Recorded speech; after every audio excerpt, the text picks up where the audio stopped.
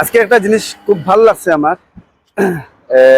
ব্যাপারটা হয়েছে গিয়া যে কোনো প্রতিষ্ঠানের যখন প্রতিষ্ঠানের একটার পরে একটা স্টেপ বাই স্টেপ যাইব, এগুলা জিনিস ভালো লাগে। সেই হিসেবে বরাক কণ্ঠর পরিবারে তারা নাটক করে, তারপরে বিভিন্ন ধরনের তারা সামাজিক কামকাজ আছে। আর এটার সাথে ব্যবসার যেটার থেকে ইনকাম করতে লাগে, এটারও তারা যেহেতু একটা অনেকজন সদস্য আছে, তারা এটারও দরকার। সেই হিসেবে তারা স্টেপ বাই স্টেপ বিভিন্ন ধরনের ব্যবসা আগে তারা স্টেপ বাই স্টেপ যাক। সেই হিসেবে তারা আজকে বরাককণ্ঠ পরিবারের পক্ষ থেকে একটা ফার্মেসি খুলছেন বাড়িগ্রাম রেল গেটের সামনে, ওটা বরাককণ্ঠ অফিস যেটা আছে ওইটার নিচে বরাককণ্ঠ মেডিকেল সেন্টার, অর্থাৎ ফার্মেসি। এই এই লগিয়া রেলগেটের শ্রীভূমির থেকে আইতে এই জায়গাটা পড়ছে, এই লগিয়া সেন্টার। এই লগে তারা দোকানের নাম বরাককণ্ঠ দেখে সেন্টার, অর্থাৎ ফার্মেসি। এইখানে কি কি সুবিধা আছে যেহেতু আজকে প্রথম খুলছেন তারা, এখানে বর্তমানে দোয়া দোয়া চলে আগে। আমরা এই ফার্মেসিটা ওপেনিং করার মানে মূল উদ্দেশ্য হইলো যে অনেক সময় হয় কিটা আমরা এখানে আমরা এত অঞ্চল যেটা আমরা এই অঞ্চল যেটা এটা হলো খুব গরিব অঞ্চল। এখান থেকে অনেক মানুষ ডাক্তার দেখাই পেলে গুয়াহাটি যাইতে লাগে, মানে যে বেমারটা জানতাম গুয়াহাটি যাই শুধু বেমারটা জানতাম, যদি আমার বেমারটা বড় হইতে আমি প্রস্তুতি নিতাম ঔষধ করানির। কিন্তু একজন গরিব মানুষ খালি বেমারটা জানার লাগিয়া গুয়াহাটি যাওয়া আবার কত টাকা খরচ হয়। ট্রেনে যদি যাই, যে কোনো লাইনে রাখবা, খাওয়া দাওয়া টাকা। আমরা চিন্তা করলাম যদি আমরা একটা ফার্মেসি করতাম পারি, তাইলে একটা সেবা মানুষের দিতাম পারমু। গুয়াহাটি থেকে মাঝে মধ্যে ডাক্তার হল আন, বড় বড় ডাক্তার হল আনার চেষ্টা করমু। তখন অন্য মানুষে দেখাই নিল, কম ভাড়ায় আইয়া কম পয়সায় দেখাইয়া গেল কি, যদি দেখা যায় যে তান এই বেমারিটা গুয়াহাটি পর্যন্ত তান যাইতে লাগবো, তখন তান প্রস্তুতি নিয়া গেলা, টাকাটা বাঁচিল। একবারে কম করি হইলেও 7-8 হাজার টাকা একজনের বাঁচিব। অনেক সময় আমরা এত অঞ্চলের মানুষ শিলচর যাইতা ডাক্তার দেখানে সবরও খেয়াল থাকে যে আমি তো বালা এখন ডাক্তার দেখাই, আমার কিতা বড় রোগী হইল না কিতা, ওলা একটা টেনশন থাকে। আসলে খেরোর ওই কিতা রুগীটা তেমন বড় নাই, কিন্তু নিজে নিজে মনে মনে বড় ভাবিয়ে বইতা হয়। তো ওই শিলচর যাইতে একটা খরচ আছে না, এই খরচটাও আমরা চেষ্টা করবো গরিব মানুষের বাঁচাইবার লাগিয়া। শিলচর থেকেও আমরা চেষ্টা করবো বালা ডাক্তার আনার, হায়দ্রাবাদ থেকেও চেষ্টা করবো, কলিকাতা থেকেও চেষ্টা করবো। আমরা যতটুকু পারি যেখান থেকে পারি আমরা চেষ্টা করবো। ডাক্তার বিভিন্ন জায়গার ডাক্তার হলে আমরা যোগাযোগ হয়েছে, যেন আশ্বাস দিছেন মাসে একদিন হইলেও আমরা এখানে আইয়া আমরা মানে গরিব মানুষের দেখিয়া যাইবা। তো আর বিশেষ করে গুয়াহাটি থেকে আমরা ডাক্তার হল পাইনি।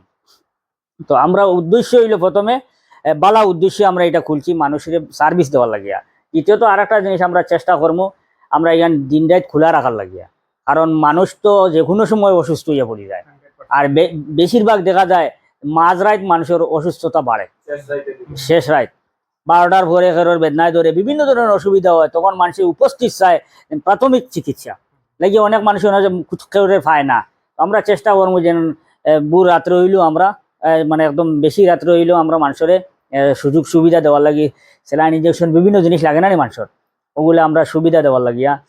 আর আমরা বিশেষ করে খেরোরে নিমন্ত্রণ করছি না, না করার পিছনেও আর একটা কারণ আছে। আমরা দেখলাম আমরা যে মানে সাধারণত প্রায় জায়গায় কোনো কোনো কিছু ওপেনিং হইলে, উদ্বোধন হইলে মানুষে বড় বড় নেতা সকল আনইন, বড় বড় মানুষ সকল আনইন, সেলিব্রিটি সকল আনইন, আনিয়া খরচ করিয়া ওপেনিং মানে ফিতা কাটিয়ে উদ্বোধন করেন।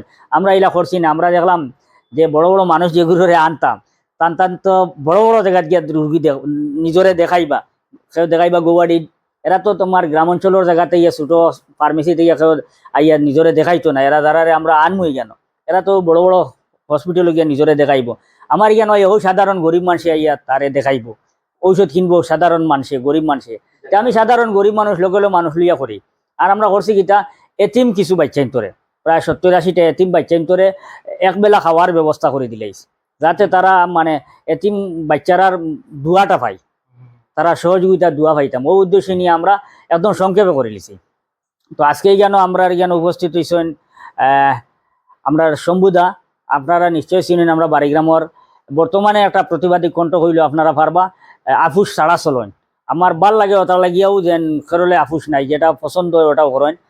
আর আমার এই বাইরে তো আর আপনারা চিন পাইতরা, মূলতে কিও প্রতিবাদ করিয়া আইতরা, আজকে আলহামদুলিল্লাহ তাই একটা বালা নিউজও শুনাইছেন, তাই এটা প্রায় 42,000 ফলোয়ার্স বাড়ি গেছেন সামান্য দিনে, এটা বাড়িছে থানায় বাজার আপডেট। এই চ্যানেল মানে এই মানুষ যে চালায় আর কি নম্বর 1, খুব ফাইন মানুষ। আপনারা এরারে এই যে 3জন মানুষ বর্তমানে উপস্থিত, আরো অনেকে আছেন বালা বালা কাজ করতে, তবে বর্তমানে সামনে উপস্থিত এরা খুব বেশি বালা কাজ করে সমাজের লাগিয়া। যারা সমাজের লাগি বালা কাজ করে, আমি ভিউয়ার্সগুলোর উদ্দেশ্য কইমু এরার আপনারা ফলো করিয়া রাখেন, এরারে শেয়ার করিয়া এরারে আগুইয়া দেন, এরার থেকে অনেক ফায়দা হয়।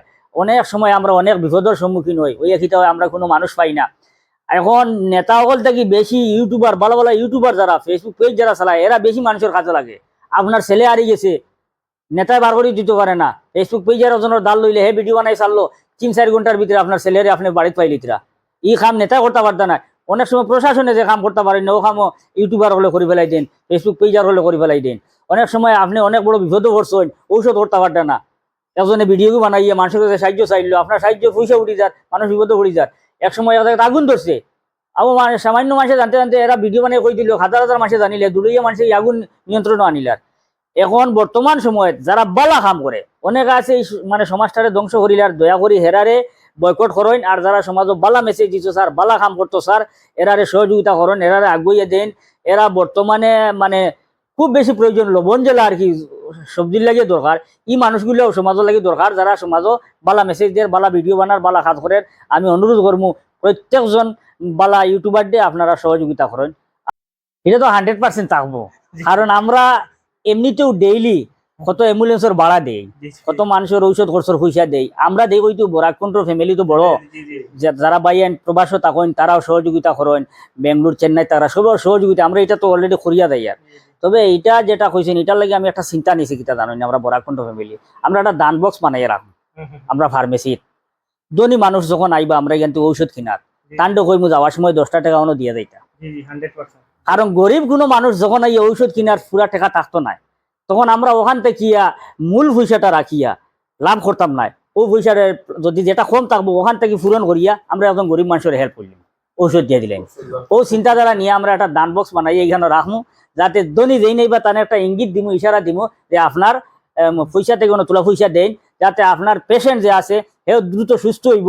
কারণ এই পয়সাটা আল্লাহ আসতে যাইব, সদকার যাইব, রাস্তায় যাইব, যে কোনো মানুষের লাগিয়া এটা ফায়দা দিব। আর আমরা আর একটা কথা কইতাম স্যার, আমরা এই বরাককণ্ঠত উভয় সম্প্রদায়ের লাগি আমরা বরাককণ্ঠ সমান। আমরা হিন্দু মানুষ বিপদ হলে যে স্পিডে দৌড়াইয়া যায়, মুসলমান মানুষ বিপদ হলে সেম স্পিডে যায়। যে কোনো ধর্ম আমরা এটা দেখি না কোন ধর্মের মানুষ বিপদ করছে, আমরা দেখি মানুষকে বিপদ করছে। আর আমিও ও কথা অনুরোধ করবো, প্রত্যেকে ও কথা মগজ লইয়াও, সবরে মানুষ হিসাবে দেখো, ধর্ম হিসাবে আগলাইয়া দেখিও না, মানুষ হিসাবে দেখো। যদি সবর লগে কাম করতে সময় তোমার মনেও চাইবো, তোমার দিলেও চাইবো, তোমার ইচ্ছাও থাকবো, আর তুমিও একদিন বড় মানুষ হইয়া যাইবে। আর আমার বরাককণ্ঠ মেডিকেলের